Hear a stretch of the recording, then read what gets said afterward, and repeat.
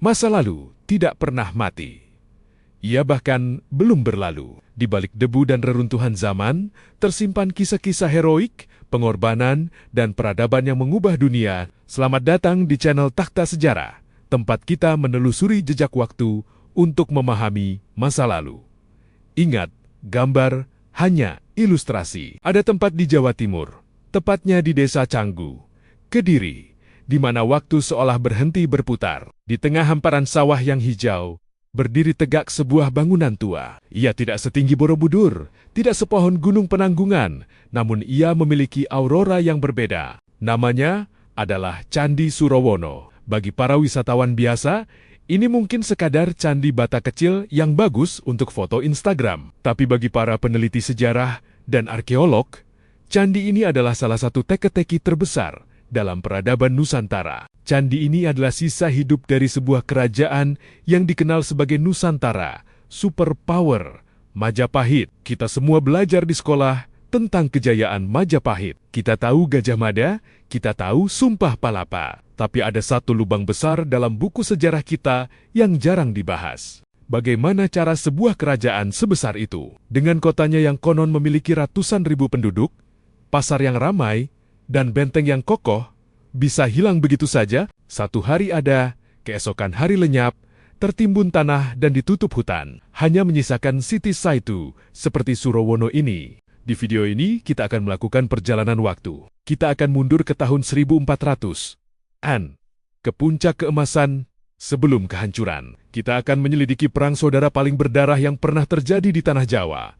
Dan kita akan menggunakan Candi Surowono sebagai kunci untuk membuka pintu misteri ini. Siapakah yang membangun Surowono? Untuk siapa candi ini didirikan? Dan mengapa candi ini berdiri di wilayah yang seharusnya menjadi tanah musuh? Ini adalah kisah tentang ambisi, pengkhianatan keluarga, dan kehancuran sebuah peradaban. Selamat datang di penyelidikan sejarah paling mendalam yang pernah kita lakukan. Mari kita mulai. Untuk memahami kehancuran, kita harus memahami bagaimana besar bangunan itu sebelum runtuh. Tahun 1350 Masehi, Hayam Wuruk naik takhta menjadi Raja Majapahit keempat. Di bawahnya, bertugas seorang patih Madya yang namanya diabadikan dalam legenda Gajah Mada. Bersama-sama, mereka membawa Majapahit ke puncak zenitnya. Pusat kerajaan adalah ibu kota, Trowulan. Anda mungkin pernah ke sana sekarang, melihat reruntuhan bata, tapi bayangkan 600 tahun lalu. Prasasti Negara Kertagama, karya Empu Prapanca, menggambarkan kota ini dengan pujian yang luar biasa. Kotanya dikelilingi tembok bata setinggi belasan meter. Ada gapura-gapura megah setinggi 3 lantai. Jalan-jalannya terbuat dari bata yang tersusun rapi, lebih rapi dari jalan desa di zaman modern. Ada sistem saluran air yang mengalir melalui kota, membersihkan limbah, menyirami taman. Ini adalah peradaban urban yang sangat maju. Trowolo, sejarawan sering menyebutnya kota metropolitan. Penduduknya diperkirakan mencapai ratusan ribu jiwa. Pasar buka setiap 5 hari sekali. Bukan sekadar jual beli beras, tapi juga emas, rempah, kain sutra, dan budak. Orang-orang dari India, Cina, Persia, dan Arab datang berdagang di sini. Ekonomi Majapahit kuat. Militer mereka terkenal brutal dan disiplin. Armada kapalnya menguasai Laut Nusantara. Tapi, di balik kemegahan emas dan bata merah ini, ada penyakit yang membusuk di dalam hati kerajaan. Penyakit itu namanya adalah krisis suksesi. Dalam sistem monarki absolut, ketika sang Raja Agung mati, tidak ada jaminan sang anak akan naik tahta dengan damai. Apalagi jika sang raja punya banyak istri, banyak selir, dan banyak saudara yang punya nafsu kekuasaan yang sama. Dan disitulah bibit kehancuran ditanam, tidak oleh musuh dari luar, tapi oleh keluarga darah daging sendiri. Sangat penting untuk memahami siapa saja tokoh-tokoh kunci ini, karena tanpa mengetahui mereka, Anda tidak akan mengerti mengapa Candi Surowono ada. Kita mulai dari Raja Kertarajasa Jayawardana, pendiri Majapahit yang pertama. Ia memiliki putri bernama Tribuhana Tunggadewi. Tribuhana ini ibu dari Hayam Wuruk. Tapi Kertarajasa juga punya ipar laki-laki yang bernama Wijaya Rajasa. Wijaya Rajasa adalah seorang pangeran yang sangat berpengaruh. Dia menjadi Bahatara ke-1 Singasari, penguasa wilayah timur yang sangat kuat. Hubungan di sini Rumit. Wijaya Rajasa adalah suami dari Raja Dewi, kakak perempuan Tribuana. Jadi, dia adalah paman dari Hayam Wuruk. Wijaya Rajasa, atau akrab disapa Brewengker, adalah seorang tokoh kingmaker. Dialah yang mendukung Tribuana naik tahta sebelum Hayam Wuruk cukup umur. Dialah yang menjaga stabilitas politik saat transisi kekuasaan. Ia dihormati seperti raja kecil di wilayah Wengker sekitar Ponorogo Madiun sekarang. Nah, Brewengker ini punya putri, namanya Nagara Wardani. Cantik, cerdas, dan sangat politis. Ia menikah dengan seorang pangeran yang kelak akan menjadi tokoh antagonis utama dalam cerita ini. Brewirabumi. Brewirabumi adalah menantu Brewengker. Tapi di sisi lain, dia adalah adik ipar dari Raja Hayam Wuruk. Hubungannya rumit, diikat oleh perkawinan politik, tapi dipisahkan oleh ambisi takhta. Saat Hayam Wuruk naik takhta, Majapahit tidak diatur oleh satu orang saja. Wilayah timur, termasuk daerah Kediri dan Pare, diberikan kepada Brewirabumi untuk memerintah secara otonom. Mula-mula, harmoni terjalin. Brewirabumi mengakui kedaulatan Hayam Wuruk sebagai maharaja. Tapi, lama-kelamaan, keserakahan muncul. Mengapa harus jadi bawahan di timur, jika bisa jadi raja utama di seluruh Jawa? Brewirabumi mulai menggalang kekuatan. Dia menyebut dirinya sebagai raja di tanah Kahuripan. Dan di belakangnya, ada mertuanya yang punya pengaruh besar, Brewengker. Kondisi ini seperti sebuah bom waktu. Cukup satu percikan api, dan Majapahit akan meledak dari dalam. Tahun 1389, Raja Hayam Wuruk meninggal dunia. Ini adalah akhir dari sebuah era. Ia digantikan oleh putrinya, Kusumawardani, yang menikah dengan sepupunya, Wikramawardana. Namun, Brewirabumi di timur menolak tunduk total. Ia merasa dirinya berhak atas takhta. Ketegangan memuncak pada tahun ke-1401. Meletuslah perang saudara yang dikenal dalam sejarah Jawa sebagai Perang Paregreg. Regreg dalam bahasa Jawa berarti bancuh atau bubur. Ini mungkin menggambarkan bahwa perang ini tercampur baur. Tidak ada yang menang bersih. Semuanya hancur porak-poranda. Perang ini bukan pertempuran satu hari selesai. Ia berkepanjangan selama 4 tahun. 4 tahun lamanya, saudara-saudara saling bunuh, rakyat menderita, sawah terbakar, ekonomi lumpuh. Pihak barat dipimpin oleh Wikramawardana suami Raja Kusumawardani. Pihak timur dipimpin oleh Brewirabumi. Puncak tragedi terjadi pada tahun ke-1406. Brewirabumi dikalahkan dalam sebuah pertempuran di pinggir sungai. Konon, ia terpojok dan tubuhnya tidak ditemukan. Ada yang bilang ia tewas dimutilasi oleh pasukan barat. Ada legenda yang mengatakan ia melarikan diri ke pegunungan dan tidak pernah terlihat lagi. Kematian Brewirabumi mengakhiri perang. Wikramawardana menang. Majapahit kembali bersatu di atas kertas, tapi harganya terlalu mahal. Perang ini telah mematahkan tulang punggung Majapahit.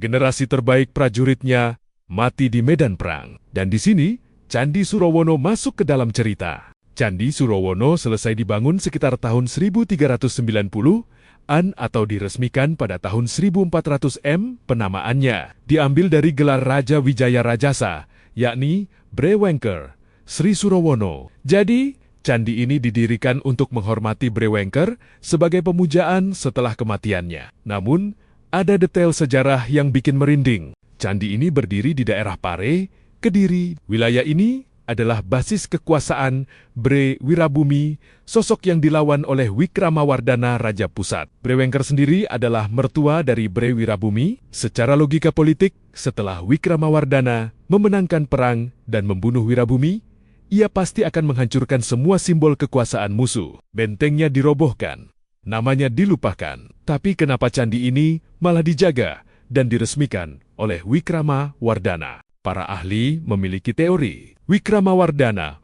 mungkin meresmikan candi ini sebagai tindakan Dharma Agung Amal Kebajikan untuk menghormati leluhur Brewengker. Tapi ada sisi gelapnya. Ini adalah sinyal politik yang sangat kuat. Lihat arsitekturnya. Candi ini sangat monumental untuk ukuran seorang bangsawan penguasa daerah, bukan raja utama. Ini menyiratkan bahwa Brewengker, walau berada di kubu musuh, tetap dihormati secara adat. Di volteks atau jangan-jangan ini adalah tanda damai? Wikramawardana ingin memenangkan hati penduduk Wangker dan Pare yang baru saja dikalahkan perang. Dengan meresmikan candi penguasa lokal yang dihormati, ia menunjukkan bahwa Raja Pusat Majapahit bukan penjajah, tapi pelindung. Tapi coba bayangkan perasaan Wirabumi saat perang berlangsung. Ia melihat mertuanya sendiri dihormati dengan candi megah ini, sementara ia sendiri diburu mati. Konflik batin keluarga kerajaan sungguh lebih mengerikan daripada pertempuran pedang. Relief di Surawono juga unik. Banyak menggambarkan motif sulur-suluran dan bunga, melambangkan kesuburan. Ini mungkin doa agar tanah Pare yang terkoyak perang bisa kembali makmur. Tapi ada juga relief perahu dan langit, yang diyakini sebagai simbol perjalanan roh menuju surga. Kita bisa merasakan kekosongan di candi ini. Ia dibangun saat Majapahit mulai goyah. Ia menyaksikan kemenangan perang saudara, tapi juga permulaan akhir kejayaan. Mari kita kembali ke pertanyaan awal kita. Mengapa kota besar ini menghilang? Perang Paregreg telah menghabiskan sumber daya Majapahit. Setelah perang usai, Wikramawardhana memindahkan istananya ke daerah lain. Trowulan, ibu kota megah zaman Hayam Wuruk, mulai ditinggalkan pelan-pelan. Mengapa? Ada 3 faktor utama yang menyebabkan kota ini hilang dari peta sejarah. Pertama, perang saudara berkepanjangan. Paregreg bukanlah yang terakhir. Setelah itu, peristiwa-peristiwa kecil terus terjadi. Para bangsawan saling membunuh. Ketika pemerintah tidak stabil, rakyat meninggalkan kota. Para pedagang mencari pelabuhan aman lain. Ekonomi kolaps. Sebuah kota tanpa ekonomi adalah kota mati. Kedua, bencana alam. Ada teori kuat dari geologi dan sejarah lingkungan. Sungai berantas. Nadi kehidupan Majapahit berubah aliran. Endapan lumpur dan banjir besar mungkin melanda Trowulan. Peneliti menemukan sedimen lumpur tebal di bawah reruntuhan candi-candi di Trowulan. Ini indikasi bahwa banjir besar mungkin memaksa penduduk mengungsi dan meninggalkan kota bertingkat itu menjadi rawa. Ketika lumpur menutup jalan bata itu, alam segera mengambil alih.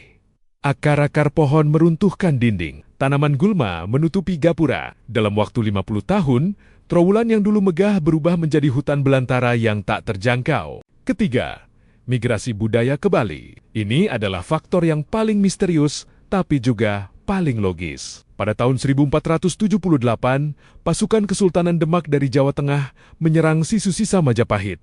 Demak adalah kerajaan baru Islam, sangat kuat dan militan. Ketika Majapahit jatuh ke tangan Demak, apa yang terjadi pada kaum elit Hindu-Buddha dan rakyatnya? Mereka tidak dibunuh semua. Mereka melarikan diri. Mereka menyeberangi Selat Bali. Mereka membawa serta keahlian mereka. Membatik, membuat keris, menari, memahat candi, dan menulis. Itu sebabnya, hingga hari ini, kita bisa melihat jejak Majapahit yang masih hidup di Bali. Bali adalah museum hidup Majapahit. Jadi, Majapahit tidak benar-benar hilang. Ia hanya pindah alamat. Tubuh fisiknya di Trowulan dimakan waktu dan tanah, tapi jiwanya terbang menyeberang laut dan hidup sampai sekarang. Candi Surawono berdiri sunyi hari ini. Ia tidak berbicara banyak, tapi ia membuktikan bahwa peradaban itu rapuh. Kita sering bangga dengan kejayaan masa lalu. Kita sering mengklaim sebagai keturunan Majapahit, tapi kita jarang belajar dari caranya mereka runtuh. Majapahit bukan dikalahkan oleh penjajah asing pada masanya. Ia runtuh karena ego penguasanya sendiri. Ia runtuh karena saudara tidak percaya saudara. Perang Paregreg yang berpusat di sekitar wilayah ini adalah awal dari kejatuhan itu. Saat kita melihat Surawono, kita melihat permulaan akhir. Sebuah monumen yang dibangun di tengah ketegangan yang sekarang menyaksikan kota besar di sekitarnya telah lama menjadi debu. Misteri kota yang hilang itu sebenarnya adalah peringatan bahwa tidak ada kerajaan yang abadi, bahwa batu bata sekeras apapun hancur jika pondasi dalamnya retak, dan bahwa perang saudara adalah kematian paling tragis bagi sebuah bangsa. Mungkin itu saja yang ingin disampaikan Candi Surawono kepada kita yang lewat di sini. Bagaimana menurut kalian? Apakah kalian percaya Majapahit benar-benar hancur oleh banjir? Ataukah memang pindah massal ke Bali? Apakah ada teori lain yang kalian ketahui tentang hilangnya Trowulan? Sejarah adalah gudang hikmah. Apa yang kita pelajari hari ini mungkin menjadi kunci jawaban esok hari. Jika kalian menyukai video ini, jangan lupa tekan tombol like dan subscribe agar kita tetap bisa terus menelusuri waktu bersama. Adakah sejarah lain yang ingin kalian ketahui? Tulis di kolom komentar di bawah. Sampai jumpa di pelajaran sejarah berikutnya.